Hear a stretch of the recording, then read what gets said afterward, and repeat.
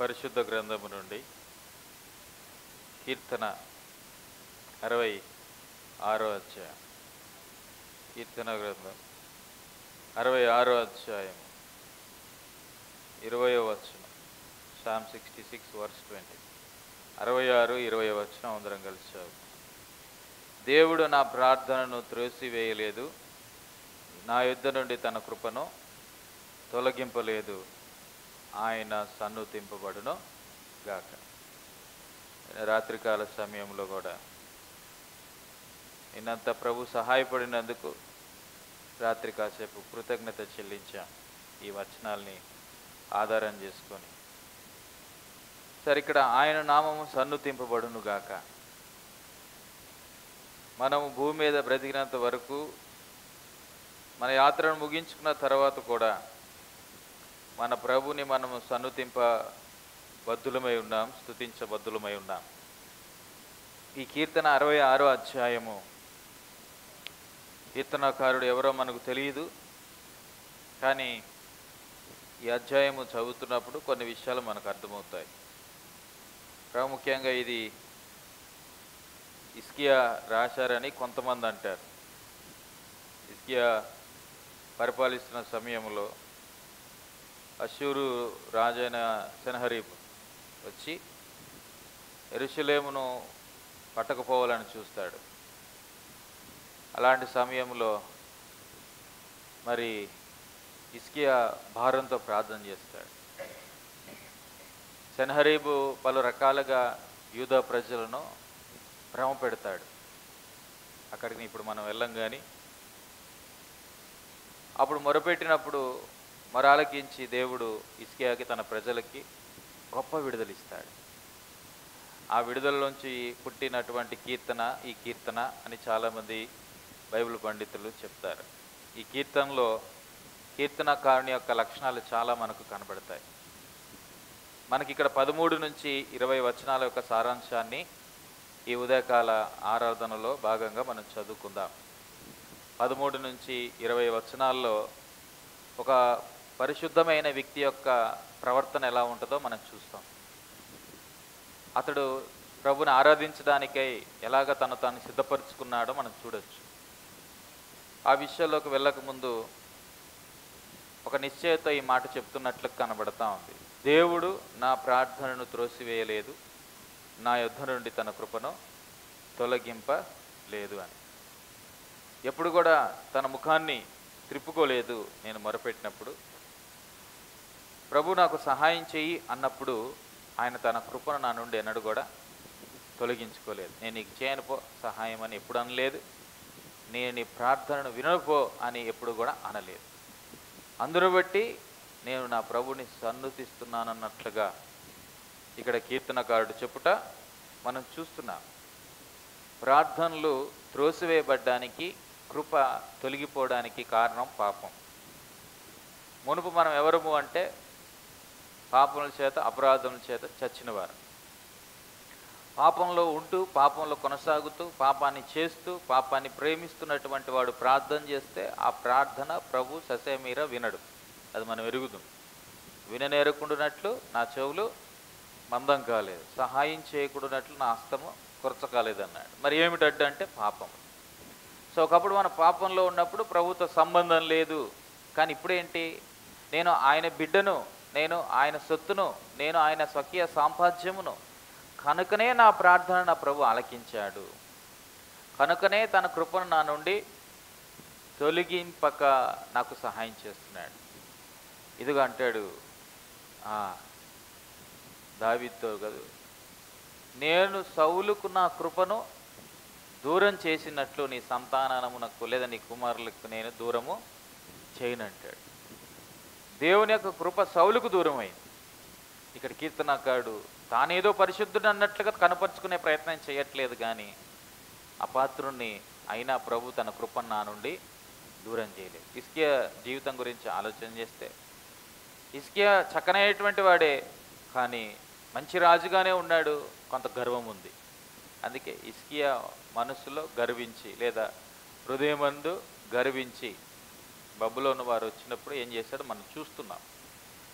అయితే తలంపు ఏంటంటే, హిజ్కియాకున్న నమ్మకం, ఇదిగో ఈ దినాన నేను ఈ రీతిగా ఉన్నాను అంటే అది దేవుని కృపే అని, నా ప్రమాదాలన్నిటిలో నుంచి నా ప్రభు తప్పించాడు అనేటువంటి నిశ్చయత కలిగిన వాడై ప్రభువును ఆరాధించే అనుభవంలో ఉన్నాడు.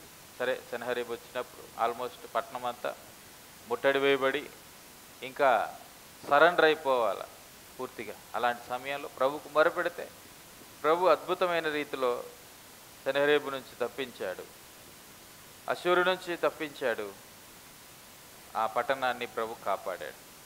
సరే, ఇక్కడ కొన్ని విషయాలు మనం చూద్దాం. ఆరాధించేటువంటి వ్యక్తికి ఉండాల్సినటువంటి లక్షణాలు ఇక్కడ చాలా విషయాలు మనకు కనబడతాయి.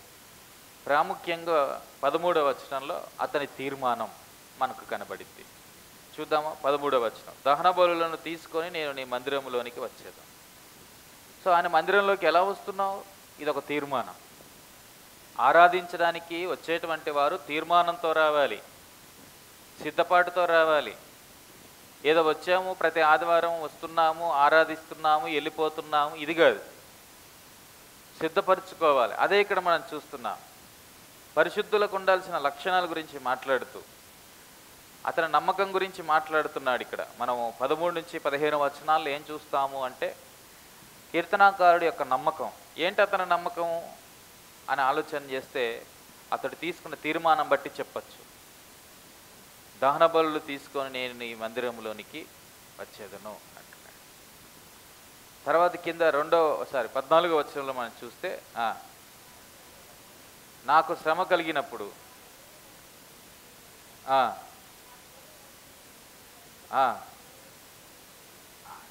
నా శ్రమ కలిగినప్పుడు, ఇది అతడు జ్ఞాపకంతో వచ్చినట్టు మనం చూస్తున్నాం. తీర్మానంతో వచ్చాడు, రెండోది జ్ఞాపకంతో వచ్చాడు. తర్వాత 15వ వచనం,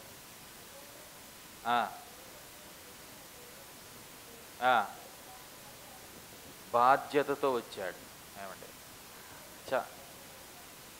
ఎద్దులను పోతు మేకులను అర్పించాడు. సరే, ఇది బాధ్యత.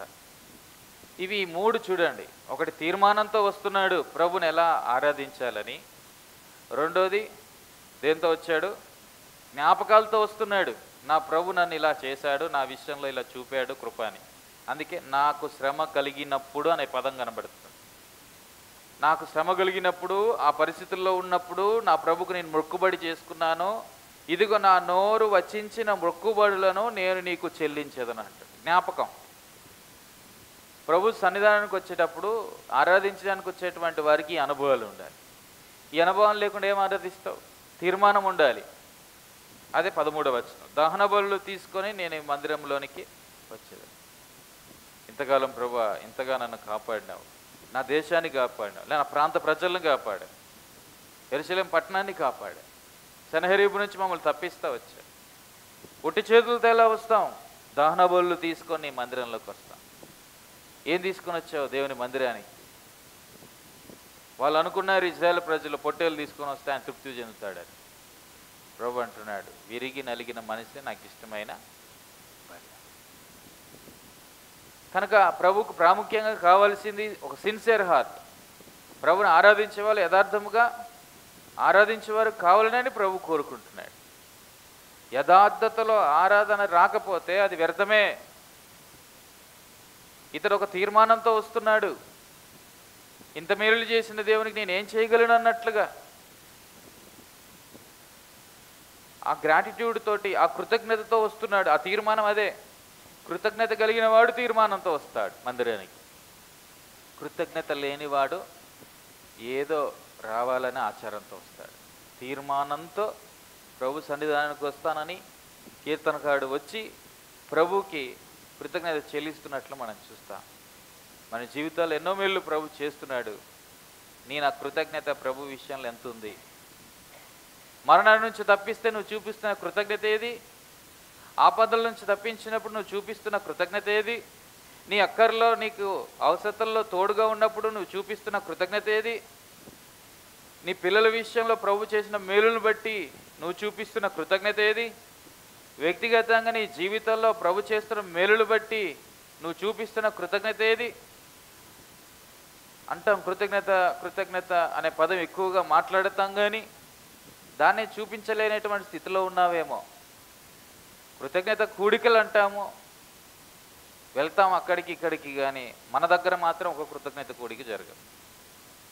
ఏమండి, ప్రభు తప్పించినాడు, దానికోసం నేనేదో నా ప్రభుకి కృతజ్ఞత చెల్లించాలనేటువంటి ఆ తీర్మానం లేకపోతే ఎట్లా?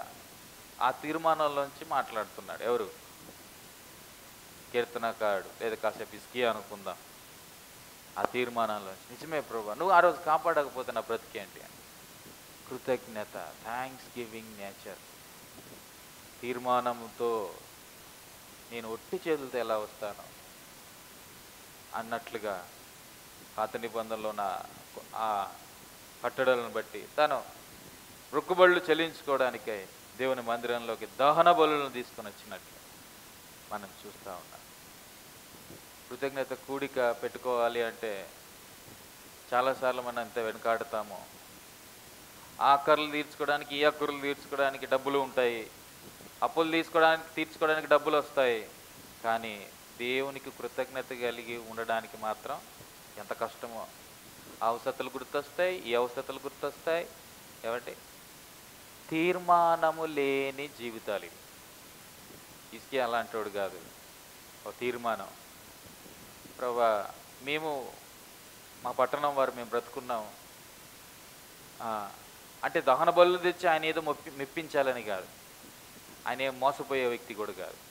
లోపట కృతజ్ఞత భావం, నా ప్రభుకి ఏదో చెయ్యాలి, నా ప్రభు నామాన్ని నేను గణపరచాలి, హెచ్చించాలి అనే ఆ తీర్మానంలోంచి వచ్చిందండి ఆరాధన. ఇతరు అందరూ బట్టి ఆయన నామము సన్నుతింపబడును గాక అంటున్నాడు కింద. ఇది నా తీర్మానాలు ఎలా ఉన్నాయి? తీర్మానం ఒక రకంగా ఉంది, తీరు ఇంకో రకంగా ఉంది, ఆరాధనలు ఇంకో రకంగా వెళ్ళిపోతున్నాయి. అదే ఇక్కడ మనం చూస్తున్నాం. ఏమండి, అతను ఒక తీర్మానంతో ప్రభు సన్నిధానికి వచ్చాడు. నేను ఒట్టి చేతులతో వెళ్ళకూడదు, సిద్ధపరచుకొని వెళ్ళాలి. ఏదో మోసకరమని చెప్పట్లే ఇక్కడ ప్రభు. ప్రిపరేషన్, సిద్ధపాటు. ఆరాధనకి ఎంత సిద్ధపాటు కావాలో. చాలాసార్లు సిద్ధపాటు లేకయే వచ్చి ఏదో పోయి ఆ పొడి మాటలతో ఆరాధించి వెళ్ళిపోతున్నాం. కానీ నేను అంటాను, జ్ఞాపకాలు చేసుకోవాలి. అందుకే అతడు ఒక తీర్మానంతో వచ్చాడు. రెండోది ఏంటి? 14వ వచనంలో ఏమండి ఎలా వచ్చాడు? అతడు ఒక జ్ఞాపకంతో వచ్చాడు. ఏం జ్ఞాపకాలు? లోక సంబంధమైన విషయాలు కాదు. అందుకే అక్కడ అన్నాడు 66:14, నాకు శ్రమ కలిగినప్పుడు. ఎప్పుడైనా జ్ఞాపకం చేసుకుంటూ వస్తున్నావా? గడిచిన వారంలో ఎన్నో శ్రమలు, గడిచిన కాలంలో ఎన్నో శ్రమలు, గడిచినటువంటి నెలల్లో ఎన్నో శ్రమలు, నీకు కలిగిన శ్రమలన్నింటినీ ఎప్పుడైనా జ్ఞాపకం చేసుకున్నారు? ఇక్కడ హిజ్కియా జ్ఞాపకం చేసుకుంటున్నాడు. తనకు శ్రమలు కలిగినప్పుడు, తన వారికి శ్రమలు కలిగినప్పుడు, తన ప్రజలకు శ్రమ కలిగినప్పుడు, చావవలసిన వారు ప్రభు ఎంత అద్భుతంగా కాపాడాడు. అందుకే అంటున్నాడు, నాకు శ్రమ కలిగినప్పుడు నా పెదవులు పలికిన మొక్కుబళ్ళు. నిజమే, చాలాసార్లు మామూలుగా మొక్కుబళ్ళు మనం చేసుకోం. శ్రమ వస్తే భలే మొక్కుబళ్ళు వస్తాయి, భలే తీర్మానాలు కూడా వస్తాయి. తప్పని నేను అనట్లేదు, కానీ అసలు శ్రమ కలగక ముందు ప్లెయిన్గా మన జీవితం కొనసాగుతున్నప్పుడు ఎందుకు మొక్కుబళ్ళు చేసుకోకూడదని నా తలం. శ్రమ కలిగినప్పుడు చేసుకునే మొక్కుబళ్ళకు విలువ లేదని నేను అనట్లేదు, కానీ జీవితం సాఫీగా సాగుతున్న సమయంలో కూడా మొక్కుబళ్ళు చేసుకున్న జీవిత అనుభవాలు మనం ఎందుకు కలిగి ఉండకూడదు? ఇక్కడ హిజ్కియా అయితే మొత్తానికి తన శ్రమ కలిగినప్పుడు మొక్కుబళ్ళు అని ఆ మాట మనం చూస్తున్నాం. అతను మొక్కుబళ్ళు చెల్లించుకోవడానికి కారణం గురించి ఆలోచన చేస్తే ఏమండి, శ్రమ కలిగింది. సో మన జీవితాల్లో కూడా శ్రమలు కలిగినప్పుడు ప్రభు మొరపెట్టినప్పుడు ప్రభు ఎన్నిసార్లు తప్పిస్తూ వచ్చినాడు. అందుకే ఇప్పుడు 20వ వచనంలో అంటున్నాడు ఏమని, నేనేదో మొక్కుబళ్ళు చెల్లించాలని నీవు నా ప్రార్థన ఆలకించలేదు. ఆ లంచం కాదు, అది గుర్తుపెట్టుకోండి. మొక్కుబడి అంటే లంచం అనుకుంటారు కొంతమంది. ప్రభువా, నాకు మంచి ఆరోగ్యం ఇవ్వు, ఈ రోగం వచ్చింది, ఇది పోతే నీ మందిరానికి వచ్చి సాక్ష్యం చెప్పుకొని 100 రూపాయలు వేస్తా. ఇది బయట సాక్ష్యం చెప్తారట, 100 రూపాయలు వేసిపోతారట. ఏం చెప్తారు? ఇది అది కాదు, ఆ పనికి మాలం మొక్కుబళ్ళు కాదు. ప్రభువా, నా జీవితాన్ని నీకు ఇలా అప్పగించుకుంటా, ఆ మొక్కుబడి చేయి. ఇంకెప్పుడు ఈ పాపము జోలికి వెళ్ళను, ఆ మొక్కుబడి చేయి. ఇంకెప్పుడు కూడా వ్యర్థమైనవి చూడను అనే మొక్కుబడి చేయి. వ్యర్థమైన పలకనని మొక్కుబడి చేయి. నన్ను నేను చంపుకుంటానని మొక్కుబడి చేయి. నన్ను నేను సిలువ వేసుకుంటా ప్రతిరోజు అని మొక్కుబడి ఇది చేయం మనం. ఎందుకంటే ఇది చాలా కష్టం కదా. 100 రూపాయలు సింపుల్ తేలిపోయింది. ఇవి మన మొక్కుబళ్ళు. ఆ మొక్కుబళ్ళతో కాదు ప్రభు సన్నిధానానికి వచ్చేది. అందుకే ఇక్కడ మనం చూస్తూ ఉన్నాము. ఏమంటున్నాడు? నాకు శ్రమ కలిగినప్పుడు జ్ఞాపకాలతో వస్తున్నాడు, తీర్మానంతో వచ్చాడు, జ్ఞాపకంతో వస్తున్నాడు. నా ప్రాణము ఆయన చేసిన మేలు దేన్ని మరవదు. జ్ఞాపకాల్లో ఉండాలండి ప్రభు మేలు. ఎప్పుడు కూడా మన మెమరీస్లో ఉండిపోవాలి. ఎప్పుడు ఉంటాయి అంటే అవి మనం ధ్యానించినప్పుడు ఉంటాయి, వాటి గురించి మాట్లాడినప్పుడు ఉంటాయి, వాటి గురించి చర్చించినప్పుడు వస్తాయి. అవి మన మెమరీస్లో అలా ఉండిపోతాయి జ్ఞాపకాలు. సో ఇక్కడ ఆ జ్ఞాపకాలు అతను నిద్ర పట్టనివ్వట్లేదు ప్రభుని ఆరాధించకుండా. ఏ రోజైనా కొన్ని జ్ఞాపకాలు ప్రభుని స్తుతించకుండా నిన్ను నిద్ర పట్టనీయకుండా చేశాయా? చెయ్యవు. ఎందుకంటే వాటి గురించి పెద్దగా తలపోసుకో. కొన్ని జ్ఞాపకాలు అర్ధరాత్రి కూడా మనల్ని లేపి ప్రభుని ఆరాధించేటట్లుగా చేయాలి. అంతలా వాటిని మనం మెమరైజ్ చేసుకోవాలి. తెస్లాడు. ఒకవేళ నువ్వే లేకపోతే నిన్న రాత్రికాల సమయంలో కొద్దిగా మేము అలాగా ఒక పావు గంట ప్రభుని స్తుతిస్తూ వచ్చినప్పుడు నిజమే ఈ మాట ఎందుకు సడన్గా నాకు గుర్తొచ్చింది. 20వ వచనం నాకు మనసు బాగా గట్టిగా హత్తుకున్నట్లుగా అనిపించింది. దేవుడు నా ప్రార్థనను త్రోసివేయలేదు. ఆయన తలుచుకుంటే ఎంత నా ప్రార్థన త్రోసివేయడానికి? ఇది ఒక సేవ అని నా ప్రార్థన త్రోసివేయడానికి, మీదొక ప్రార్థన అని మనందరి ప్రార్థనలు త్రోసివేయడానికి లేదు. ఆయన నలిగిన రెల్లును విరువని దేవుడు. మనమైతే నలిగిపోయిన రెల్లు దేనికి పనికి వచ్చిందని ఇరిచేసి అవతల పడేస్తాం. అలాగలాగా ఎలుగుతో ఆరిపోతున్నటువంటి ఆ ఒత్తిని మనం ఏం చేస్తాం? ఇది దేనికి పనికి వచ్చింది అని ఊదేస్తాం. కానీ ప్రభు మన ప్రార్థనలను ఎప్పుడు కూడా త్రోసివేయలేదు. ఆయన ఎంతగానో మన ప్రార్థనలు ఆలకించి ఏమంటే తన కృపను మన నుండి తొలగించలేదు. అదే జ్ఞాపకం చేస్తున్నాడు. ఎవరు? హిజ్కియా అందాం కాసేపు. నిజమే, మన మొక్కుబళ్ళు, మన ప్రార్థనలు ఆయన ఎప్పుడైనా త్రోసివేశాడా? త్రోసివేయకుండా మన ప్రార్థన ఆలకించడం మాత్రమే కాదు, మన అవసరతల్లో ఉన్నప్పుడు మొరుపెట్టినప్పుడు తన కృపను కురిపించి అది కూడా మెండుగా అనుగ్రహించి ఎంతగా తోడై ఉన్నాడు. అందుకే ఇక్కడ కీర్తనకాడు ఎలా వచ్చాడు ప్రభుని ఆరాధించడానికి అంటే ఒక తీర్మానంతో వచ్చాడు. ఎలా వచ్చాడు ప్రభుని ఆరాధించడానికి అంటే ఒక జ్ఞాపకంతో వచ్చాడు. ఎలా వచ్చాడు ప్రభుని ఆరాధించడానికి అంటే ఒక బాధ్యతతో వచ్చాడు. అదే 15వ వచనంలో మనం చూస్తాం. ఏమిటా బాధ్యత చూస్తే, పొట్టేళ్లను, ధూపమును, క్రొవ్విన గొర్రెలను తీసుకొని నీకు దహన బలులు అర్పించదును, ఎద్దులను, పోతు మేకలను అర్పించదును. ఇది ఏం చూపిస్తుందంటే ఏదో ఇచ్చేస్తానులే అంటున్నాడా? లేదు, బాధ్యత. నా ప్రభుకు నేను చేయాలి, నా ప్రభుకు నేను ఇవ్వాలి అని చెప్పి బాధ్యతతో. ఆరాధన అంటే బాధ్యత సుమి. బాధ్యత ఆరాధన అంటే ఆప్షన్ కాదు, బాధ్యత కంపల్సరీ. ఇంకో మాటలో మ్యాండేటరీ, తప్పనిసరి. క్రైస్తవుడి ఆరాధన అంటే తప్పనిసరి. అందరూ ఆరాధించడానికి సమయం లేకపోవచ్చు, అందరూ ఆరాధించడానికి సమయం ఇచ్చినప్పుడే నేను ఆరాధిస్తానంటే కాదు. కేవలం ఇక్కడ చేసే అరగంటే ఆరాధన కాదు. నిత్యం మన జీవితంలో ప్రభుని ఏం చేయాలా? స్తుతించబద్దులు. అది బాధ్యత, గుర్తుపెట్టుకోండి. అదే ఇక్కడ జ్ఞాపకం చేస్తున్నాం. అడ్డగోలుగా లేదంటే అనాలోచనగా ఊరికే వచ్చేయట్లేదు. ఎలా వస్తుంది? ఒక బాధ్యత. నా ప్రభుని నేను ఆరాధించాలి, నా ప్రభుకి నేను మొక్కుబడులు చెల్లించాలి. సో ఒక బాధ్యత. పొట్టేళ్లను, ఏమంటే ధూపమును, తర్వాత క్రొవ్విన గొర్రెలను, ఇవన్నీ ఏం చెప్పి సెలక్షన్. ఏవో తీసుకొని వచ్చేయచ్చు, ఇవన్నీ సెలక్షన్. ఇదంతా ఏం జ్ఞాపకం చేస్తుంది అంటే ఆరాధన అనేటువంటిది ఒక బాధ్యతతో చేసేటువంటి కార్యము, శ్రద్ధతో చేసే కార్యము. ఎంత గొప్ప గ్రహింపు ఉంది హిజ్కియాకి, కీర్తనాకారుడికి. ఇక్కడ మనము ఆ గ్రహింపుతోనే ఆరాధన చేస్తున్నామా? ఆ బాధ్యతతోటే. అది ఇక్కడ జ్ఞాపకం. ఆరాధించడానికి చాలా కారణాలు చెప్తూనే ఎలా ఆరాధిస్తున్నానో చెప్తున్నాడు. ఈ రెండు ఏమందాము వర్డ్స్, ఈ రెండు ఎంకరేజింగ్ వర్డ్స్ మనకు అవసరం. ప్రోత్సాహాన్ని ఇచ్చే పలుకులు ఈ రెండు మనకు కావాలి. ఎలా ఆరాధన చేస్తున్నానో చెప్తున్నాడు, ఎందుకు ఆరాధన చేస్తున్నాడో కూడా చెప్తున్నాడు. ఇది మొదటి అనగా 13, 14, 15 వచనాల్లో అతని నమ్మకం, దేవుని పట్ల అతనుకున్న నమ్మకాన్ని బట్టి అతడు ఏ రకంగా ఆరాధించడానికి వచ్చాడో చెప్తున్నాడు. రెండోది ఇప్పుడు మనం చూద్దాం, రెండో భాగంలోకి వెళ్తే, అనగా 16 నుంచి 30వ వచనం వరకు అతడు వచ్చి ఆరాధించడం అదొక సాక్ష్యంగా కనబడిద్ది. ఆరాధించడం అదొక సాక్ష్యంగా కనబడిద్ది, గుర్తుపెట్టుకోండి. మనం సాక్ష్యం చెప్తున్నప్పుడు కొంతమంది సాక్ష్యం చెప్తాను అంటారు. సాక్ష్యం చెప్తున్నప్పుడు అక్కడ ప్రభు గణపరచబడుతున్నాడా, నువ్వు గణపరచబడుతున్నావా? సాక్ష్యం చెప్పడం తప్పని నేను అనట్లేదు. సాక్ష్యంలో ఎవరు హైలైట్ అవ్వాలి? సాక్ష్యంలో ఎవరు గణపరచబడాలి? ప్రభు గణపరచబడినప్పుడు, ప్రభు కనబడినప్పుడు అది సాక్ష్యమే కాదంటాను, సొంత డబ్బా అంటాను. ఇక్కడ ఈయన ఆరాధన ఒక సాక్ష్యం అంట. ఆరాధించడం ఒక సాక్ష్యం అండి. ఆరాధిస్తున్న సమయంలో ఒక అన్యజనుడు వచ్చాడు అంటే అది ఒక సాక్ష్యం. అమ్మో నిజమే, వీళ్ళ దేవుడు ఇంత గొప్పవాడా, వీళ్ళ దేవుడు ఇన్ని కార్యాలు చేశాడా, ఆ మాటలు విన్నప్పుడు అదొక సాక్ష్యం. ఆరాధన అంటే ఒక సాక్ష్యం అంట. నేను నిలబడి చెప్పేదే కాదు సాక్ష్యం, నువ్వు ఆరాధించడం ఒక సాక్ష్యం. అందుకే ఆరాధన చాలా గొప్ప కార్యం. అదే ఇప్పుడు 16 నుంచి 20 వచనాల యొక్క సారాంశం మనకి ఏం నేర్పిస్తుందంటే, అతడు ఆరాధిస్తూ సాక్ష్యం ఇస్తున్నాడు.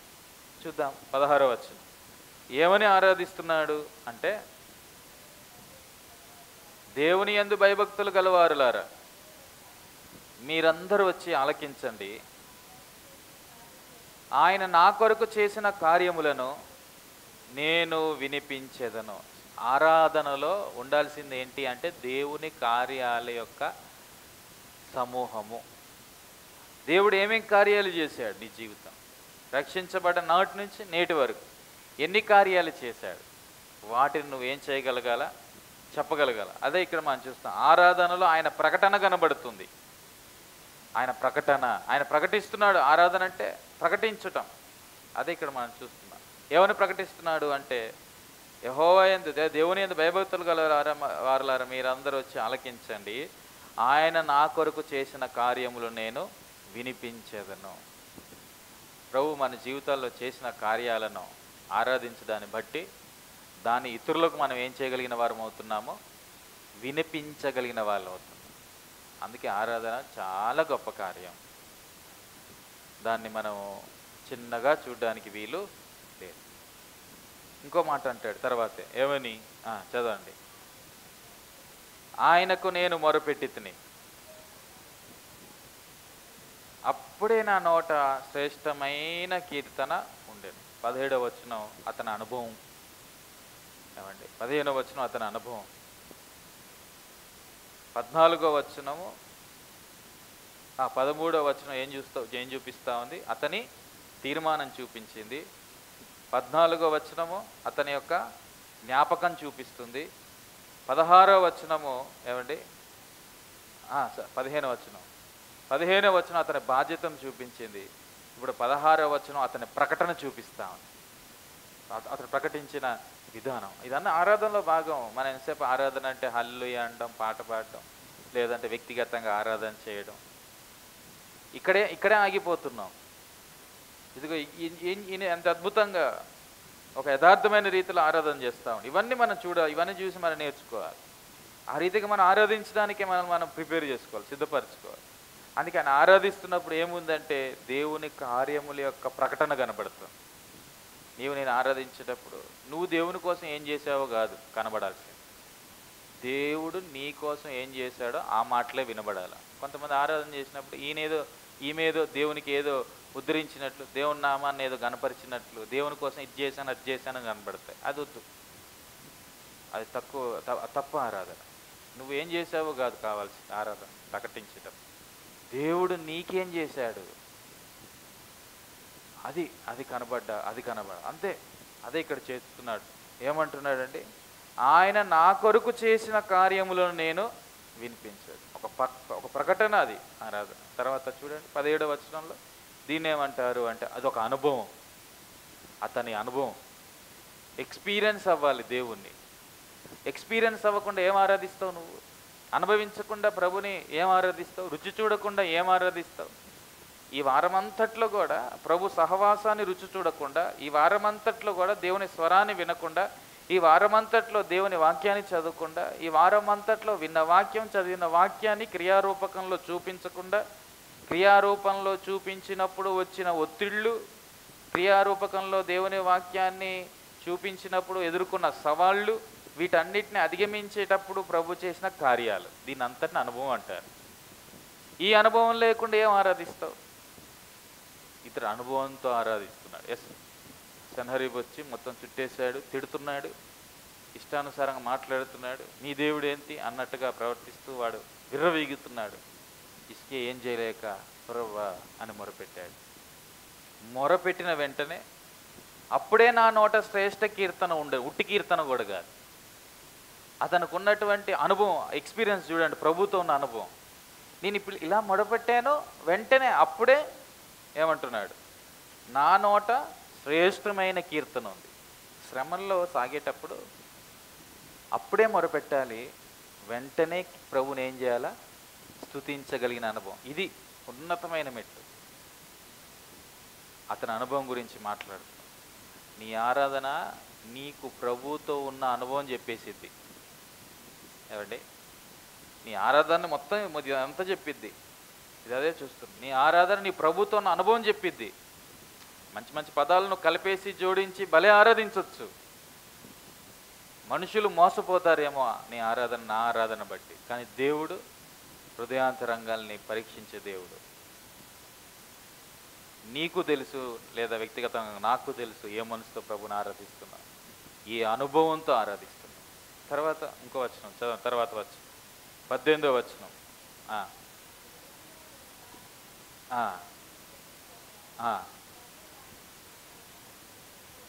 నా హృదయంలో నేను పాపాన్ని లక్ష్యం చేస్తే, కీర్తన 66:18. నా ప్రభు నా మనవి, అతని ప్రవర్తన. ఇవన్నీ చెక్ చేసుకోవాలండి వర్షిప్ చేసేటప్పుడు. ఏదో చిన్న కార్యమా ఆరాధన అంటే? అతని ప్రవర్తన గురించి ఒక మంచి అవగాహన కలిగిన వాడు. ఒకవేళ నేను పాపంలోనే ఉన్నాను అని ఒప్పుకోవడంలో తప్పేముంది? యెషయా చేసింది అదే. కానీ నేను అపవిత్రమైన పెదవులు గలవాడు. దేవుని దర్శించుకోవడానికి, దేవుని దర్శనాన్ని పొందుకున్న తర్వాత, రెవల్యూషన్ పొందుకున్న తర్వాత ఆయనలోంచి రియల్ వర్డ్స్ వస్తాయి. రెవల్యూషన్ రియల్ వర్డ్స్ని తీసుకొచ్చిద్ది. ప్రత్యక్షత నిజమైన పదాలను తీసుకొచ్చింది. ప్రత్యక్షత లేనిపోతే పొడి పొడి పదాలు, స్వీట్ వర్డ్స్, తేనెపూసిన పదాలతో ప్రభుని ఏదో ఆరాధించేటువంటి వాడుగా ఉంటావేమో, కానీ ఎక్స్పీరియన్స్ తోటి అనుభవపూర్వకంగా ఆరాధించలేవు. అదే ఇక్కడ మనం చూస్తూ ఉన్నాము. ఇతడు దేవుణ్ణి అనుభవపూర్వకంగా ఎరిగిన వాడు కనుక ఏమంటున్నాడు ఇక్కడ? చదవండి ఆ మాట మరలా. నా హృదయంలో నేను పాపాన్ని లక్ష్యం చేసిన యెడల నా ప్రభు నా మనవి వినకపోవును. ఇసుకే ఎక్స్పీరియన్స్ ఇది. ఆయన చెప్తున్నాడు, అతని ప్రవర్తన గురించి మాట్లాడుతున్నాడు. మరణకరమైన రోగం వచ్చినప్పుడు అది గోడ తట్టు తిరిగాడు, కన్నీరు గార్చి, అయ్యా నా ప్రవర్తన నీకు తెలియదు, నేను ఎంత నీతిగా బ్రతికాను అని, ఎంత నీతిగా బ్రతికాను అని కదా. తర్వాత సెన్హరీబు చుట్టుముట్టిన సమయంలో కూడా అతడు ఎంత ప్రార్థన చేసినాడు. శరీరంలో జబ్బు వచ్చినా, తన రాజ్యం మీదకి శత్రువు దాడి చేసిన ప్రభు దగ్గరకు వచ్చినప్పుడు ప్రభు తన ప్రవర్తన చూసినాడు అని చెప్తున్నాడు. నిజమే, నా ప్రవర్తన ఇలా ఉంది అని చెప్పగలిగాడు. నీ ప్రవర్తన ఎలా ఉందో దాన్ని బట్టి ప్రభుని ఆరాధించు. నీ ప్రవర్తన ఏమి ఇక్కడ ఉంటుంది, నీ ఆరాధన ఏమో అక్కడ ఉంటుంది.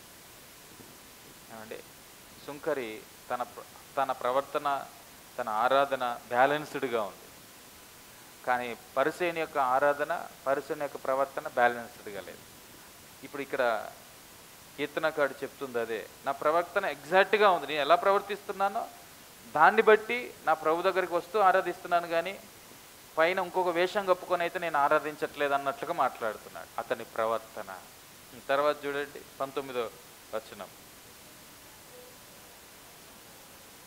నిశ్చయముగా దేవుడు నా మనవి అంగీకరించి ఉన్నాడు, ఆయన నా విజ్ఞాపనను ఆలకించి ఉన్నాడు. ఆరాధించేవానికి ఇంకో అనుభవం ఏంటి అంటే నిశ్చయత. ప్రభు ఉన్నాడనే నిశ్చయత ఉండాలి, ప్రభు విన్నాడు అనే నిశ్చయత ఉండాలి, ప్రభు సహాయం చేస్తాడనే నిశ్చయత ఉండాలి.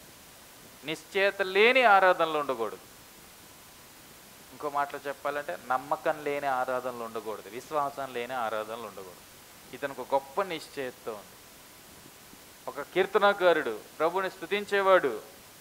అతనుకున్న లక్షణాలు ఇవన్నీ కూడా చివరాఖరికి 20లో ఈ మాట అన్నాడు. ఏమని?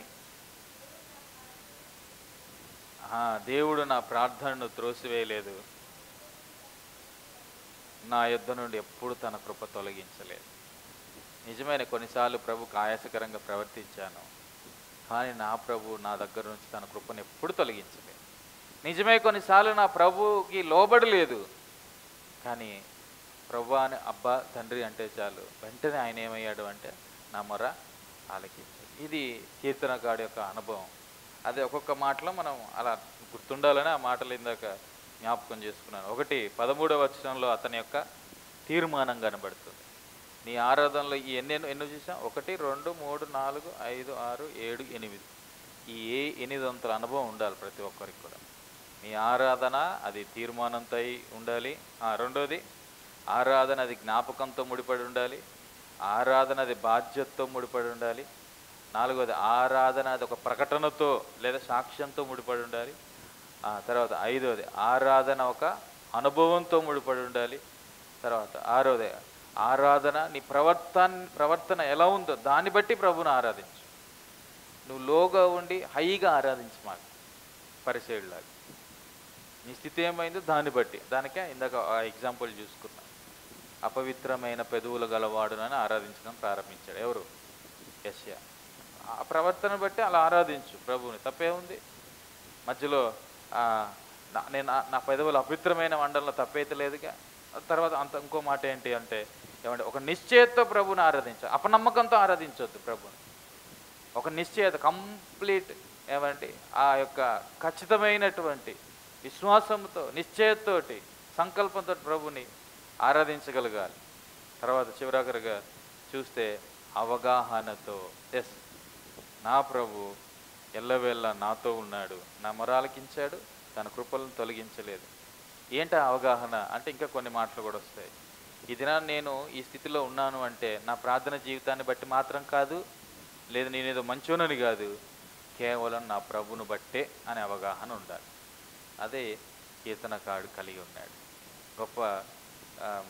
గొప్పగా ప్రభుని ఆరాధిస్తూ ఎంతగా స్తుతిస్తున్నాడు. అందుకే చివరిలో ఆ మాట అన్నాడు, ఆయన నామము లేదా ఆయన సన్నుతింపబడునో గాక, ఆయన సన్నుతింపబడును గాక. రండి మన ప్రభుని ఆరాధిద్దాం, ప్రభుని గణపరుద్దాం. ప్రభు ఎంతలా మనల్ని దర్శించి ప్రమాదాల నుంచి కాపాడుతూ, పరిస్థితుల్లో తోడుగా ఉంటూ